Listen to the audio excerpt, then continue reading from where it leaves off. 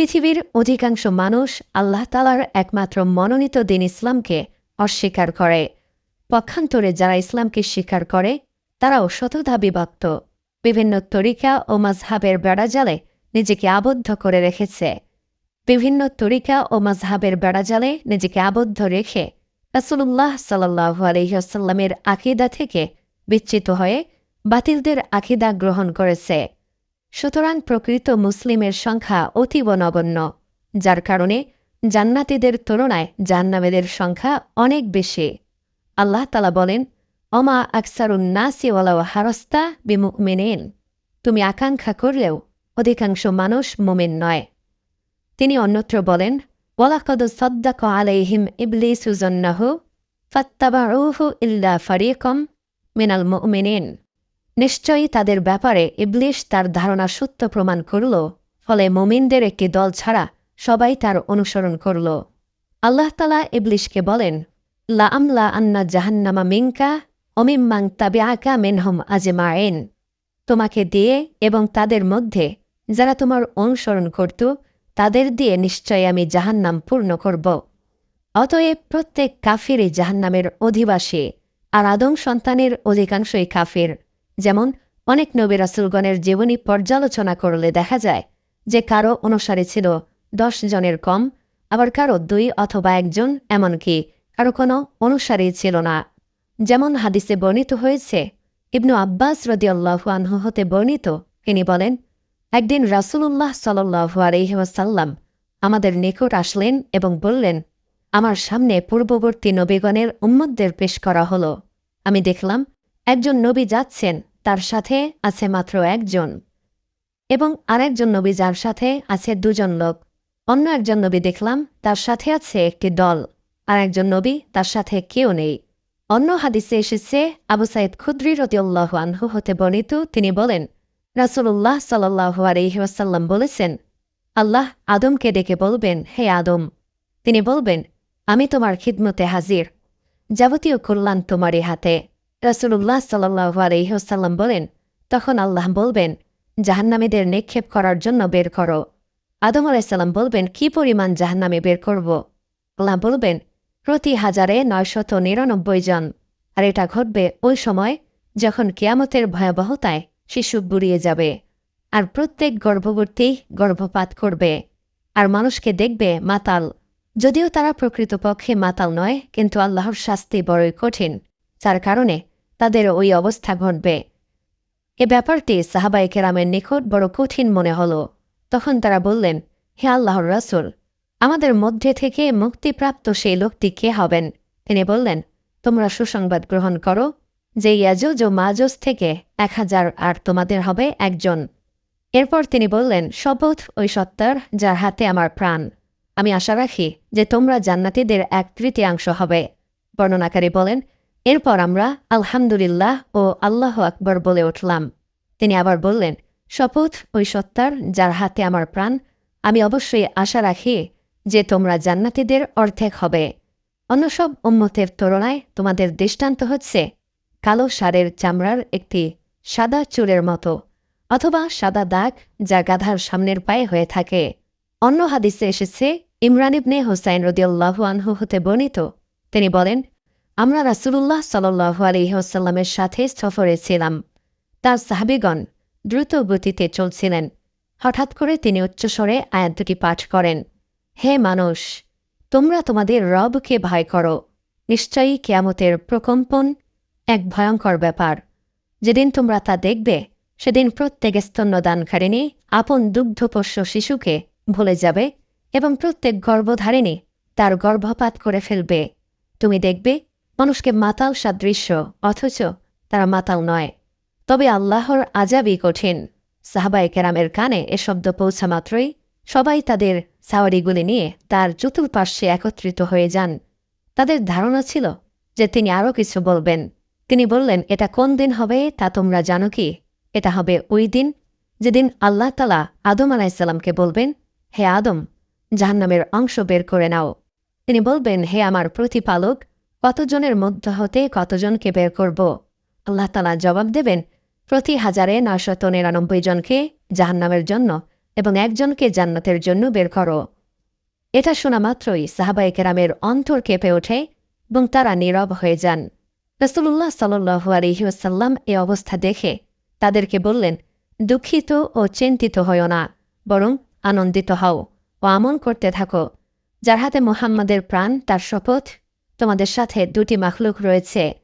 এ দুটি মাখলুক যাদের সাথেই থাকে তাদের বৃদ্ধি করে দেয়, অর্থাৎ ইয়াজুজ ও মাজুজ আর আদম সন্তান ও ইবলীস সন্তানদের মধ্যে যারা ধ্বংস হয়ে গেছে, জাহান্নামীদের মধ্যে এরাও রয়েছে। এ কথা শুনে সাহাবায়ে কেরামের ভীতিবিহ্বলতা কমে আসে। তখন আবার তিনি বলেন, আমল করতে থাকো এবং সুসংবাদ শোনো। যার হাতে মুহাম্মাদের প্রাণ, তার শপথ, তোমরা তো অন্যান্য লোকদের তুলনায় কেমন, যেমন উটের পার্শ্বদেশের বা জন্তুর হাতের সামনের পায়ের দাগ। অন্য হাদিসে এসেছে, আবু হুরায়রা রাদিয়াল্লাহু আনহু হতে বর্ণিত, নবী সাল্লাল্লাহু আলাইহি ওয়াসাল্লাম বলেছেন, কিয়ামতের দিন সর্বপ্রথম আদম আলাইহিসসালামকে ডাকা হবে। তিনি তার সন্তানদেরকে দেখতে পাবেন। তখন তাদেরকে বলা হবে, ইনি তোমাদের পিতা আদম আলাইহিসসালাম। তখন তারা বলবে, আমরা তোমার খিদমতে হাজির। এরপর আল্লাহ তাআলা তাকে বলবেন, তোমার জাহান্নামী বংশধরকে বের করো। তখন আদম আলাইহিসসালাম বলবেন, হে আমার প্রতিপালক, কি পরিমাণ বের করব? আল্লাহ বলবেন, প্রতি ১০০ হতে ৯৯ জনকে বের করো। তখন সাহাবায়ে কেরাম বলে উঠলেন, হে আল্লাহর রাসূল, প্রতি ১০০ থেকে যখন ৯৯ জনকে বের করা হবে, তখন আর আমাদের কে বাকি থাকবে? তিনি বললেন, নিশ্চয়ই অন্যান্য সকল উম্মতের তুলনায় আমার উম্মত হল কালো ষাঁড়ের গায়ে একটি সাদা চুলের মতো। আল্লাহ তাআলা মানব জাতিকে সৃষ্টি করে তাদের সার্বিক জীবন পরিচালনার যাবতীয় বিধিবিধান ওহী মারফত জানিয়ে দিয়েছেন, আর তা বাস্তবায়নের জন্য যুগে যুগে নবী রাসূলগণকে প্রেরণ করেছেন। তারা আল্লাহর বিধানকে সকল মানুষের কাছে পৌঁছে দিয়েছেন। আল্লাহ এমন কাউকে পাকড়াও করবেন না যাদের নিকট হক পৌঁছেনি। আল্লাহ তাআলা বলেছেন, ওমা কুন্না মুআযযিবিনা হাত্তা নাবআসা রাসূলা, আর রাসূল প্রেরণ না করা পর্যন্ত আমি আযাবদাতা নই। অতএব যারা আল্লাহর বিধানকে অমান্য করার মাধ্যমে তার নাফরমানি করবে, তারাই কেবল জাহান্নামে প্রবেশ করবে। এ পর্যায়ে জাহান্নামে প্রবেশের কতিপয় কারণ আলোচনা করব। ১. আল্লাহর সাথে কুফরি করা। আল্লাহ তাআলা বলেন, ওয়াল্লাযীনা কাফারু ওয়া কাযযাবু বিআয়াতিনা উলাইকা আসহাবুন নারি হুম ফিহা খালিদুন। যারা কুফরি করে এবং আমার নিদর্শনসমূহকে অস্বীকার করে, তারাই অগ্নিবাসী, সেখানে তারা স্থায়ী হবে। তিনি অন্যত্র বলেন, তোমাদের মধ্যে যে কেউ সেও দিন হতে ফিরে যায় এবং কাফের রূপে মৃত্যুমুখে পতিত হয়, দুনিয়া ও আখেরাতে তাদের আমল বরবাদ হয়ে যায়, আর তারাই অগ্নিবাসী, সেখানে তারা স্থায়ী হবে। তিনি অন্যত্র বলেন, ওয়াল্লাযীনা কাফারু আউলিয়াউহুমুত তাগুতু ইখরিজুনাহুম মিনান নূরি ইলাজ যুলুমাতি উলাইকা আসহাবুন নারি হুম ফিহা খালিদুন। যারা কুফরি করে, তাগুত তাদের অভিভাবক, এরাই তাদেরকে আলো থেকে অন্ধকারে নিয়ে যায়, আর তারাই অগ্নিবাসী, সেখানে তারা স্থায়ী হবে। তিনি অন্যত্র বলেন, ইন্নাল্লাযীনা কাফারু লান তুগনি আনহুম আমওয়ালুহুম ওয়ালা আওলাদুহুম মিনাল্লাহি শাইআন ওয়া উলাইকা আসহাবুন নারি হুম ফিহা খালিদুন। যারা কুফরি করে, তাদের ধনৈশ্বর্য ও সন্তান সন্ততি আল্লাহর নিকট কখনো কোনো কাজে আসবে না, আর তারাই অগ্নিবাসী, সেখানে তারা স্থায়ী হবে। ২. আল্লাহর সাথে শিরক করা। আল্লাহ তাআলা বলেন, ইন্নাহু মান ইউশরিক বিল্লাহি ফাকাদ হারামাল্লাহু আলাইহিল জান্নাতা ওয়া মাওয়াহুন নারু ওয়া মা লিয-যালিমিনা মিন আনসার। নিশ্চয়ই যে আল্লাহর সাথে শরিক করে তার উপর অবশ্যই আল্লাহ জান্নাত হারাম করে দিয়েছেন এবং তার ঠিকানা জাহান্নাম, আর জালিমদের কোনো সাহায্যকারী নেই। রাসূল সাল্লাল্লাহু আলাইহি ওয়াসাল্লাম বলেছেন, মান মাতা ইশরিক বিল্লাহি শাইআন দাখালান নার।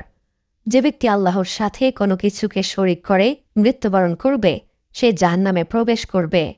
৩. বিদআত কর্মে লিপ্ত হওয়া। যারা রাসূল সাল্লাল্লাহু আলাইহি ওয়াসাল্লামের উপর প্রেরিত আল্লাহ তাআলার বিধানকে উপেক্ষা করে নিজেদের মস্তিষ্ক প্রসূত কাজকে ভালো কাজের দোহাই দিয়ে ইবাদত হিসেবে চালু করেছে, হাদিসে এসেছে, আব্দুল্লাহ ইবনে আমর রাদিয়াল্লাহু আনহু বলেন, রাসূলুল্লাহ সাল্লাল্লাহু আলাইহি ওয়াসাল্লাম বলেছেন, বনী ইসরায়েলের যা হয়েছিল আমার উম্মতেরও ঠিক তাই হবে। যেভাবে এক পায়ের জুতা অপর পায়ের জুতার ঠিক সমান হয়, এমনকি যদি তাদের মধ্যে এরূপ কেহ থেকে থাকে যে নিজ মায়ের সহিত প্রকাশ্যে কুকাজ করেছিল, তাহলে আমার উম্মতের মধ্যেও সে লোক হবে যে এরূপ কাজ করবে। এছাড়া বনী ইসরায়েল আকীদার দিক দিয়ে বিভক্ত হয়েছিল ৭২ দলে, আর আমার উম্মত বিভক্ত হবে ৭৩ দলে। এদের সকলেই জাহান্নামে যাবে, একটি দল ব্যতীত। সাহাবায়ে কেরাম জিজ্ঞেস করলেন, হে আল্লাহর রাসূল সাল্লাল্লাহু আলাইহি ওয়াসাল্লাম, সেটি কোন দল? রাসূল সাল্লাল্লাহু আলাইহি ওয়াসাল্লাম বললেন, যে দল আমি ও আমার সাহাবীগণ যার ওপর আছি তার ওপর থাকবে। ৪ মুনাফিকি বা কপটতা। মুনাফিকি বা কপটতা অতি বড় পাপ, যার জন্য পরকালে অত্যন্ত কঠোর শাস্তি রয়েছে। মহান আল্লাহ বলেন, আর তোমাদের আশপাশের মরুবাসীদের মধ্যে কিছু লোক মুনাফিক এবং মদিনাবাসীদের মধ্যেও কিছু লোক অতিমাত্রায় মুনাফিকিতে লিপ্ত আছে। তুমি তাদেরকে জানো না, আমি তাদেরকে জানি। অচিরেই আমি তাদেরকে দুবার আযাব দেব এবং পরে তাদেরকে ফিরিয়ে নেওয়া হবে মহা আযাবের দিকে। তিনি অন্যত্র বলেন, ইন্নাল মুনাফিকিনা ফিদ-দারকিল আসফালি মিনান নার। মুনাফিকগণ জাহান্নামের নিম্নতম স্তরে থাকবে। ৫ সম্পদ আত্মসাৎ করা। সম্পদ আত্মসাৎ করা মহাপাপ, বিশেষ করে রাজস্ব সম্পদ চুরি করা আরও বড় পাপ। কোরআন ও হাদিসে তার কঠিন শাস্তির কথা উল্লেখিত হয়েছে। কারণ রাজস্ব চুরি করা কিংবা তাতে খেয়ানত করা সাধারণ চুরি ও খেয়ানতের চেয়েও জঘন্য পাপ। বাইতুল মাল তথা সরকারি কোষাগারের সম্পদের সাথে সমগ্র দেশের নাগরিকের অধিকার সংযুক্ত থাকে। সুতরাং এখান থেকে চুরি করা শত সহস্র লোকের সম্পদ চুরির শামিল। আর এখান থেকে চুরির পর তা থেকে তাওবা করার জন্য দেশের সকল নাগরিককে তাদের হক ফেরত দেয়া কিংবা সবার কাছ থেকে ক্ষমা চেয়ে নেয়া আবশ্যক, অন্যথায় তাওবা গ্রহণযোগ্য হবে না। অথচ এ কাজটি অত্যন্ত দুরূহ। পক্ষান্তরে অন্যান্য চুরির ক্ষেত্রে সম্পদের মালিকের কাছ থেকে ক্ষমা নেওয়া সহজ।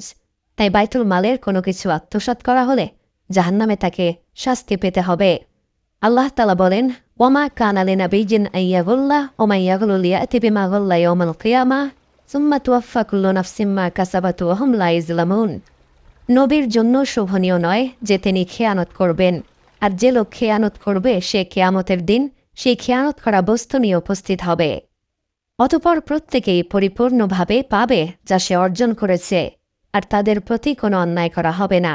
হাদিসে এসেছে, আব্দুল্লাহ ইবনু আমর রাদিয়াল্লাহু আনহু বলেন, এক ব্যক্তি রাসূল সাল্লাল্লাহু আলাইহি ওয়াসাল্লামের গনিমতের মালের দায়িত্বশীল ছিল, যাকে তারকারা বলা হতো। সে মারা গেলে রাসূল সাল্লাল্লাহু আলাইহি ওয়াসাল্লাম বললেন, সে জাহান্নামী। সাহাবীগণ তার নিকট গিয়ে দেখলেন সে একটি চাদর আত্মসাৎ করেছিল। অন্য হাদিসে এসেছে, ইবনু আব্বাস রাদিয়াল্লাহু আনহু বলেন, ওমর রাদিয়াল্লাহু আনহু আমাকে বললেন, খায়বারের যুদ্ধের দিন সাহাবীগণের একটি দল বাড়ি ফিরে আসছিলেন। ওই সময় সাহাবীগণ বললেন, অমুক অমুক শহীদ। শেষ পর্যন্ত এমন এক ব্যক্তিকে সাহাবীগণ শহীদ বললেন, যার ব্যাপারে রাসূল বললেন, কখনো নয়, আমি তাকে জাহান্নামে দেখছি, সে একটি চাদর আত্মসাৎ করেছে। অন্য হাদিসে এসেছে, আবু হুরায়রা রাদিয়াল্লাহু আনহু হতে বর্ণিত, তিনি বলেন, এক ব্যক্তি মিদাম নামে একটি গোলাম রাসূল সাল্লাল্লাহু আলাইহি সাল্লামকে হাদিয়া দিয়েছিল। মিদাম একসময় রাসূল সাল্লাল্লাহু আলাইহি সাল্লামের উটের পিঠের হাওদা নামাচ্ছিল। এমত অবস্থায় একটি অতর্কিত তীর এসে তার গায়ে লাগে এবং সে মারা যায়। সাহাবীগণ বলেন, তার জন্য জান্নাত। রাসূল সাল্লাল্লাহু আলাইহি ওয়াসাল্লাম বললেন, কখনোই নয়, ওই সত্তার কসম যার হাতে আমার প্রাণ, নিশ্চয়ই ওই চাদরটি যেটি সে গায়রাবাতের গনিমত বন্টন করার পূর্বে আত্মসাৎ করেছিল, সে চাদরটি জাহান্নামের আগুন তার উপরে উত্তেজিত করছে। এ কথা শুনে একজন লোক একটি জুতার ফিতা বা দুটি জুতার ফিতা রাসূলের নিকট নিয়ে আসলো। রাসূল সাল্লাল্লাহু আলাইহি ওয়াসাল্লাম বললেন, একটি বা দুটি জুতার ফিতা আত্মসাৎ করলেও জাহান্নামে যাবে। ৬, ৭, ৮, ৯ মিথ্যা বলা বা মিথ্যাচার করা, কোরআন তেলাওয়াত ত্যাগ করা, ব্যভিচার করা ও সুদ খাওয়া। মিথ্যাচার, কোরআন তেলাওয়াত পরিত্যাগ, জেনা ব্যভিচার করা ও সুদ খাওয়া অতি বড় গুনাহ, যা থেকে পার্থিব জীবনে তাওবা না করলে পরকালে শাস্তি পেতে হবে। হাদিসে এসেছে, সামরা ইবনু জুনদুব রাদিয়াল্লাহু আনহু হতে বর্ণিত, তিনি বলেন, রাসূল সাল্লাল্লাহু আলাইহি ওয়াসাল্লামের অভ্যাস ছিল তিনি ফজরের সালাত শেষে প্রায় আমাদের দিকে মুখ করে বসতেন এবং জিজ্ঞেস করতেন, তোমাদের কেউ আজ রাত্রে কোনো স্বপ্ন দেখেছ কি? বর্ণনাকারী বলেন, আমাদের কেউ স্বপ্ন দেখে থাকলে সে তার নিকট বলত, আর তিনি আল্লাহর হুকুম মোতাবেক তার তাবির ব্যাখ্যা বর্ণনা করতেন। যথারীতি একদিন সকালে জিজ্ঞেস করলেন, তোমাদের কেউ আজ রাত্রে কোনো স্বপ্ন দেখেছ কি? আমরা বললাম না। তখন তিনি বললেন, কিন্তু আমি দেখেছি। আজ রাত্রে 2 ব্যক্তি আমার নিকট আসলো এবং তারা উভয়ে আমার হাত ধরে একটি পবিত্র ভূমির দিকে, সম্ভবত শাম বা সিরিয়ার দিকে নিয়ে গেল। দেখলাম এক ব্যক্তি বসে আছে আর অপর এক ব্যক্তি লোহার সারাশি হাতে দাঁড়ানো। সে তা উক্ত বসা ব্যক্তির গালের ভিতরে ঢুকিয়ে দেয় এবং তা দ্বারা চিরে গর্দানের পেছন পর্যন্ত নিয়ে যায়। অতঃপর তার দ্বিতীয় গালের সাথে অনুরূপ ব্যবহার করে। ইত্যবসরে প্রথম গালটি ভালো হয়ে যায়, আবার সে প্রথম যেভাবে চিড়েছিল পুনরায় তাই করে। আমি জিজ্ঞেস করলাম, এটা কি? তারা উভয়ে বলল, সামনে চলুন। সম্মুখের দিকে চললাম। অবশেষে আমরা এমন এক ব্যক্তির কাছে এসে পৌঁছলাম যে ঘাড়ের ওপর চিত হয়ে শুয়ে রয়েছে, আর অপর এক ব্যক্তি একখানা ভারী পাথর নিয়ে তার মাথার কাছে দাঁড়িয়ে আছে। সে তার আঘাতে শায়িত ব্যক্তির মাথা চূর্ণ বিচূর্ণ করছে। যখনই সে পাথরটি নিক্ষেপ করে, মাথা চূর্ণ বিচূর্ণ করে, তা গড়িয়ে দূরে চলে যায়, তখনই সেই লোকটি পুনরায় পাথরটি তুলে আনতে যায়। সে ফিরে আসার পূর্বে ওই ব্যক্তির মাথাটি পূর্বের ন্যায় ঠিক হয়ে যায় এবং পুনরায় সে পাথর দ্বারা তাকে আঘাত করে। আমি জিজ্ঞেস করলাম, এটা কি? তারা উভয়ে বলল, সামনে চলুন। আমরা সম্মুখের দিক অগ্রসর হলাম। অবশেষে একটি গর্তের নিকটে এসে পৌঁছলাম, যা তন্দুরের মতো ছিল। তার উপর অংশ ছিল সংকীর্ণ এবং ভেতরের অংশটি ছিল প্রশস্ত। তার তলদেশে আগুন প্রজ্বলিত ছিল। আগুনের লেলিহান শিখা যখন উপরের দিকে উঠছিল, তখন তার ভেতরে যারা রয়েছে তারাও উপরে উঠে আসছিল এবং উক্ত গর্ত হতে বাইরে পড়ে যাওয়ার উপক্রম হচ্ছিল। আর যখন অগ্নিশিখা কিছুটা শিথিল হচ্ছিল, তখন তারাও পুনরায় ভেতরের দিকে চলে যাচ্ছিল। তার মধ্যে রয়েছে কতিপয় উলঙ্গ নারী ও পুরুষ। আমি জিজ্ঞেস করলাম, এটা কি? তারা উভয় বলল, সামনে চলুন। সুতরাং সম্মুখের দিকে অগ্রসর হলাম এবং একটি রক্তের নহরের নিকট এসে পৌঁছলাম। দেখলাম তার মধ্যস্থলে এক ব্যক্তি দাঁড়িয়ে আছে এবং নহরের তীরে একজন লোক দণ্ডায়মান, আর তার সম্মুখে রয়েছে প্রস্তরখণ্ড। নহরের ভিতরের লোকটি যখন তা থেকে বের হওয়ার উদ্দেশ্যে কেনারার দিকে অগ্রসর হতে চায়, তখন তীরে দাঁড়ানো লোকটি ওই লোকটির মুখ লক্ষ্য করে পাথর নিক্ষেপ করে এবং সে লোকটিকে ওই স্থানে ফিরিয়ে দেয় যেখানে সে ছিল। মোট কথা, লোকটি যখনই বাইরে আসার চেষ্টা করে, তখনই তার মুখের ওপর পাথর মেরে যেখানে ছিল পুনরায় সেখানে ফিরিয়ে দেয়। আমি জিজ্ঞেস করলাম, এটা কি? সঙ্গীদয় বলল, সামনে চলুন। আমরা সম্মুখে অগ্রসর হয়ে শ্যামল সুশোভিত একটি বাগানে পৌঁছলাম। বাগানে ছিল একটি বিরাট বৃক্ষ, আর উক্ত বৃক্ষটির গোড়ায় উপবিষ্ট ছিলেন একজন বৃদ্ধ লোক এবং বিপুল সংখ্যক বালক। এ বৃক্ষটির সন্নিকটে আর এক ব্যক্তিকে দেখতে পেলাম, যার সম্মুখে রয়েছে আগুন, যা সে প্রজ্বলিত করছে। এরপর আমার সঙ্গীদয় আমাকে ওই বৃক্ষের উপরে আরোহণ করালো এবং সেখানে তারা আমাকে বৃক্ষরাজির মাঝখানে এমন একখানা গৃহে প্রবেশ করালো যে এরূপ সুন্দর ও মনোরম ঘর আমি আর কখনো দেখিনি। তার মধ্যে ছিল কতিপয় বৃদ্ধ, যুবক, নারী ও বালক। অনন্তর তারা উভয়ে আমাকে সে ঘর হতে বের করে বৃক্ষের আরও উপরে ওঠালো এবং এমন একখানা গৃহে প্রবেশ করালো যা প্রথমটি হতে সমধিক সুন্দর ও উত্তম। তাতেও দেখলাম কতিপয় বৃদ্ধ ও যুবক। অনন্তর আমি উক্ত সঙ্গীদয়কে বললাম, আপনারা উভয়েই তো আমাকে আজ সারা রাতে অনেক কিছু ঘুরিয়ে ফিরিয়ে দেখালেন। বলুন, আমি যা কিছু দেখেছি তার তাৎপর্য কি? আর উভয় বলল, হ্যাঁ, আমরা তা জানাব। ওই যে এক ব্যক্তিকে দেখেছেন সারাশি দ্বারা, যার গাল চিরা হচ্ছে, সে মিথ্যাবাদী। সে মিথ্যা বলত এবং তার নিকট হতে মিথ্যা রটানো হতো, এমনকি তা সারা দেশে ছড়িয়ে পড়ত। অতএব তার সাথে কিয়ামত পর্যন্ত ওই আচরণ করা হবে যা আপনি দেখেছেন। আর যে ব্যক্তির মস্তক পাথর মেরে চূর্ণ করতে দেখেছেন, সে ওই ব্যক্তি আল্লাহ তাআলা যাকে কোরআন শিক্ষা দিয়েছিলেন, কিন্তু সে কোরআন হতে গাফেল হয়ে রাত্রে ঘুমাত এবং দিনেও তার নির্দেশ মোতাবেক আমল করত না। সুতরাং তার সাথে কিয়ামত পর্যন্ত ওই আচরণই করা হবে যা আপনি দেখেছেন। আর আগুনের তন্দুরে যাদেরকে দেখেছেন তারা হল জেনাকারী নারী পুরুষ। আর ওই ব্যক্তি যাকে রক্তের নহরে দেখেছেন সে হল সুদখোর। আর ওই বৃদ্ধ ব্যক্তি যাকে একটি বৃক্ষের গোড়ায় উপবিষ্ট দেখেছেন তিনি হলেন ইব্রাহিম আলাইসাল্লাম, আর তার চতুর্পার্শ্বে শিশুরা হল মানুষের সন্তানাদি। আর যে লোকটিকে অগ্নিকুণ্ড প্রজ্বলিত করতে দেখেছেন সে হল জাহান্নামের দারোগা মালেক। আর প্রথম যে ঘরটিতে আপনি প্রবেশ করেছিলেন তা জান্নাতের মধ্যে সর্বসাধারণ মুমিনদের গৃহ, আর যে ঘর পরে দেখেছেন তা শহীদদের ঘর। আর আমি হলাম জিব্রাইল এবং এই হলেন মিকাইল। এবার আপনি মাথা উপরের দিকে তুলে দেখুন। তখন আমি মাথা তুলে দেখলাম যেন আমার মাথার উপরে মেঘের মতো কোনো একটি জিনিস রয়েছে। অপর এক বর্ণনায় আছে, একের পর এক স্তর বিশিষ্ট সাদা মেঘের মতো কোনো জিনিস দেখলাম। তারা বললেন, সেটা আপনারই বাসস্থান। আমি বললাম, আমাকে সুযোগ দিন, আমি আমার ঘরে প্রবেশ করি। তারা বললেন, এখন আপনার হায়াত বাকি আছে, যা আপনি এখনও পূর্ণ করেননি। আপনার যখন নির্দিষ্ট হায়াত পূর্ণ হবে, তখন আপনি আপনার বাসস্থানে প্রবেশ করবেন। 10 মানুষকে সৎ কাজের আদেশ দেওয়া ও নিজে তা না করা। যারা মানুষকে সৎ কাজের আদেশ দেয় কিন্তু নিজেরা সে অনুযায়ী আমল করে না, তাদেরকেও কঠিন শাস্তি দেওয়া হবে। হাদিসে এসেছে, আনাস ইবনু মালিক রাদিয়াল্লাহু আনহু হতে বর্ণিত, তিনি বলেন, রাসূলুল্লাহ সাল্লাল্লাহু আলাইহি ওয়াসাল্লাম বলেছেন, মিরাজের রাত্রে আমি একদল লোকের পাশ দিয়ে অতিক্রম করলাম, যাদের ঠোঁট আগুনের কাছে দিয়ে কাটা হচ্ছিল। তিনি বললেন, আমি জিজ্ঞেস করলাম, এরা কারা? ফেরেশতাগণ বললেন, এরা দুনিয়ার বক্তারা, যারা মানুষকে সৎ কাজের আদেশ দিত কিন্তু নিজেরা তা ভুলে থাকত। তারা কিতাব কোরআন তেলাওয়াত করত কিন্তু অনুধাবন করত না। অন্য বর্ণনায় এসেছে, মিরাজের রাত্রে আমি একদল লোকের নিকটে আসলাম, যাদের ঠোঁট আগুনের কাছি দিয়ে কাটা হচ্ছিল। যখনই কাটা হচ্ছিল, তা পুনরায় ঠিক হয়ে যাচ্ছিল। আমি জিজ্ঞেস করলাম, হে জিব্রাইল, এরা কারা? তিনি বললেন, এরা আপনার উম্মতের বক্তারা, যারা যা বলতো তা করত না। তারা আল্লাহর কিতাব কোরআন পাঠ করত এবং আমল করত না। 11 ইচ্ছাকৃত সালাত ত্যাগ করা।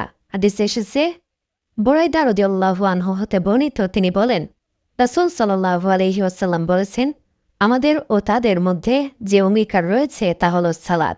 সুতরাং যে সালাত ত্যাগ করল সে কাফির হয়ে গেল। অন্য হাদিসে এসেছে, জাবের রাদিয়াল্লাহু আনহু হতে বর্ণিত, নবী সাল্লাল্লাহু আলাইহি ওয়াসাল্লাম বলেছেন, বান্দার ও কুফরের মধ্যে পার্থক্য হল সালাত ত্যাগ করা। অতএব ইচ্ছাকৃত সালাত পরিত্যাগ করলে অবশ্যই তাকে জাহান্নামে প্রবেশ করতে হবে। 12 সম্পদের যাকাত আদায় না করা। যারা স্বর্ণ ও রৌপ্য পঞ্জীভূত করে এবং তা আল্লাহর পথে ব্যয় করে না, তাদেরকে মর্মন্তুদ শাস্তির সংবাদ দাও। যেদিন জাহান্নামের অগ্নিতে তা উত্তপ্ত করা হবে এবং তা দ্বারা তাদের ললাট, পার্শ্বদেশ ও পৃষ্ঠদেশে দাগ দেয়া হবে। আর বলা হবে, এটাই তা যা তোমরা নিজেদের জন্য পুঞ্জীভূত করতে। সুতরাং তোমরা যা পুঞ্জীভূত করেছিলে তা সাধন করো। রাসূল সাল্লাল্লাহু আলাইহি ওয়াসাল্লাম বলেছেন, যাকে আল্লাহ সম্পদ দান করেছেন কিন্তু সে এর যাকাত আদায় করেনি, কিয়ামতের দিন তার সম্পদকে ঠিক ও বিষের তীব্রতার কারণে মাথা বিশিষ্ট বিষধর সাপের আকৃতি দান করে তার গলায় ঝুলিয়ে দেয়া হবে। সাপটি তার মুখের দুপাশে কামড়ে ধরে বলবে, আমি তোমার সম্পদ, আমি তোমার জমাকৃত মাল। অতঃপর রাসূল সাল্লাল্লাহু আলাইহি ওয়াসাল্লাম তেলাওয়াত করেন, ওয়ালা ইয়াহসাবান্নাল্লাযীনা ইয়াবখালুনা বিমা আতাহুমুল্লাহু মিন ফাদলিহি ওয়া খায়রুল লাহুম বাল হুয়া শাররুল লাহুম সাইয়ুতাওয়াকুনা মা বাখিলু বিহি ইয়াওমাল কিয়ামাতি ওয়ালিল্লাহি মিরাসুস সামাওয়াতি ওয়াল আরদি আল্লাহু বিমা তা'মালুনা খাবীর। আল্লাহ যাদেরকে সম্পদশালী করেছেন অথচ তারা সে সম্পদ নিয়ে কার্পণ্য করেছে, তাদের ধারণা করা উচিত নয় যে সেই সম্পদ তাদের জন্য কল্যাণ বয়ে আনবে, বরং তা তাদের জন্য অকল্যাণকর হবে। অচিরেই কিয়ামত দিবসে যা নিয়ে কার্পণ্য করেছে তা দিয়ে তাদের গলদেশ শৃঙ্খলাবদ্ধ করা হবে। রাসূলুল্লাহ সাল্লাল্লাহু আলাইহি ওয়াসাল্লাম আরও বলেন, প্রত্যেক স্বর্ণ ও রৌপ্যের মালিক যে উহার হক যাকাত আদায় করে না, নিশ্চয়ই কিয়ামতের দিন তার জন্য আগুনের বহু পাত তৈরি করা হবে এবং সে সমুদয়কে জাহান্নামের আগুনে গরম করা হবে এবং তার পাঁজর, কপাল ও পিঠে দাগ দেওয়া হবে।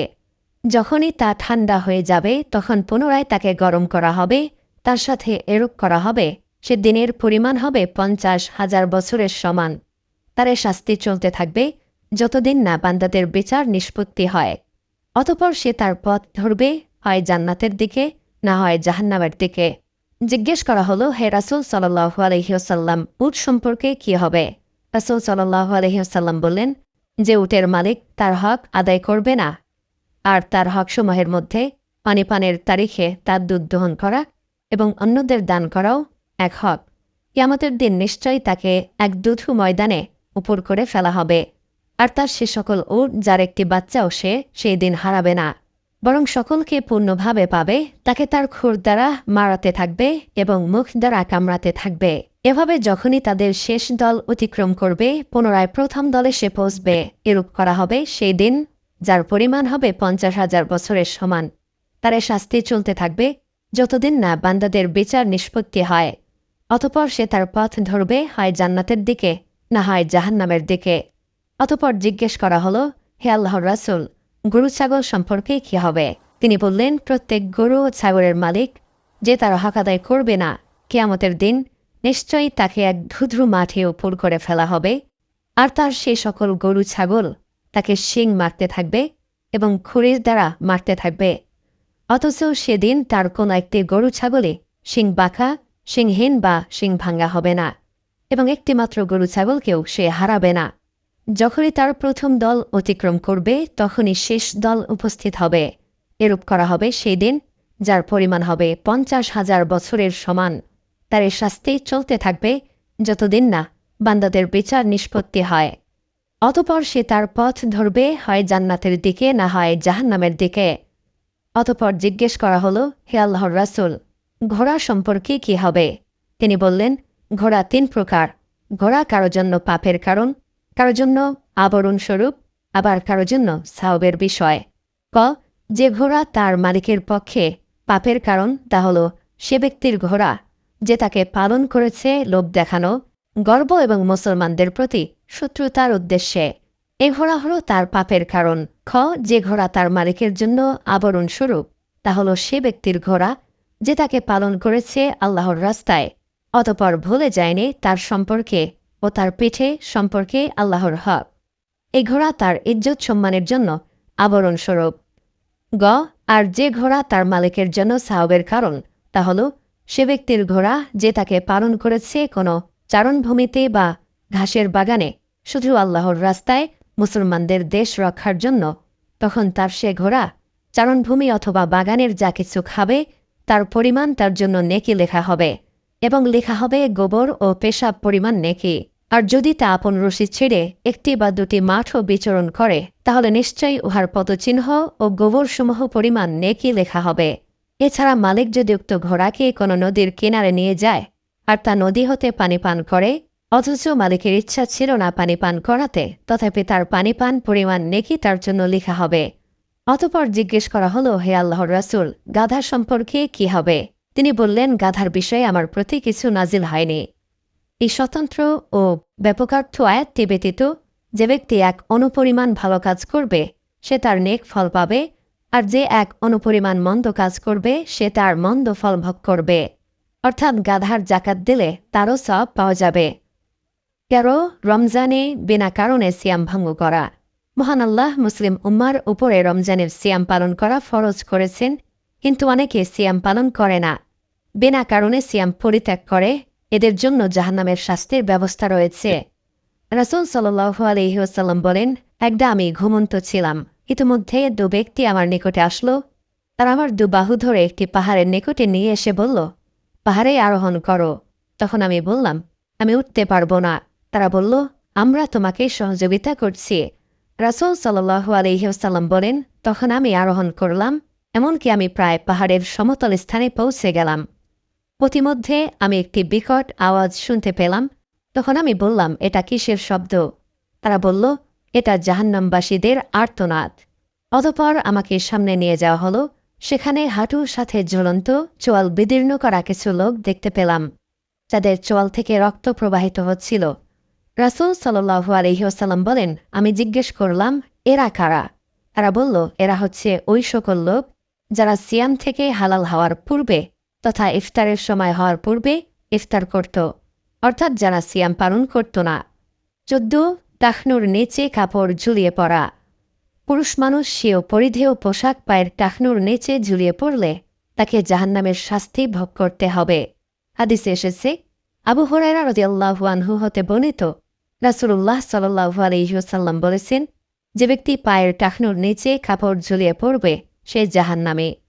অন্য হাদিসে এসেছে, ইবনে ওমর রাদিয়াল্লাহু আনহু হতে বর্ণিত, নিশ্চয়ই নবী করিম সাল্লাল্লাহু আলাইহি ওয়াসাল্লাম বলেছেন, এক লোক অহংকারবশত লুঙ্গি ঝুলিয়ে চলছিল, ইত্যবসরে তাকে ধসিয়ে দেয়া হলো। সে কিয়ামত পর্যন্ত মাটির গভীরে নেমে যেতেই থাকবে।